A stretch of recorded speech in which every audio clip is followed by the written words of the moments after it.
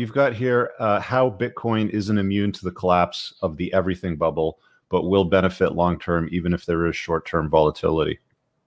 Right. Like, so we're seeing an exodus from cash and other assets and things like gold into Bitcoin because people are starting to recognize that its scarce properties are super important in a world where digital money makes a lot of sense. Everything's being disrupted by the internet, and digital money, just a native internet money, just makes a lot of sense. And also as store of value, gold is a 10, 12 trillion dollar market cap. Bitcoin's 500 billion. So it just has a lot of upside if Bitcoin can compete with gold, which it probably will, and probably will surpass. In my lifetime, I expect Bitcoin to become a global reserve asset, like in the tens or even $100 trillion of market cap.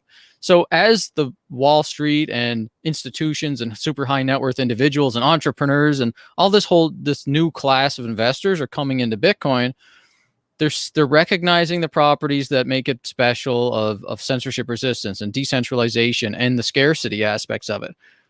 So what that's doing is it's replacing the old class of like people like me who were just interested in the technology and wanted to see it become a hedge against central banks and stuff like that, with a new class of investors who are already exposed to the existing markets.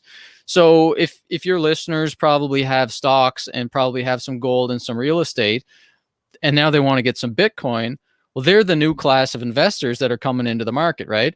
So if the big event happens where we head into a big market crash and the market melts down, I mean, your listeners are probably going to try to sell all the shit they have to get some cash because they want some liquidity.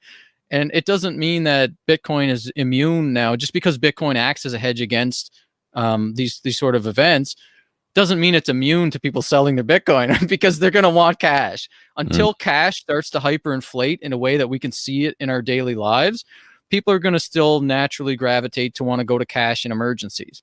So in the short term, if there is a stock market crash, Bitcoin's going to drop probably 50%, just like it did in March 2020. Like everything, like oil went negative.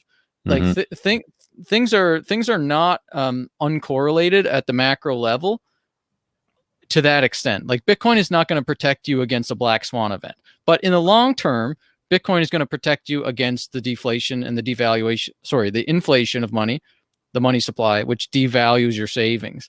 So if you're thinking about Bitcoin as a long-term bet, you'll be fine.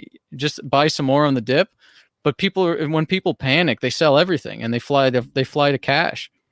Yeah, that's cool. You know, when they sell it all, then Bitcoin's on sale. Just buy as much as you can afford, right? I mean, that's the way I look at it.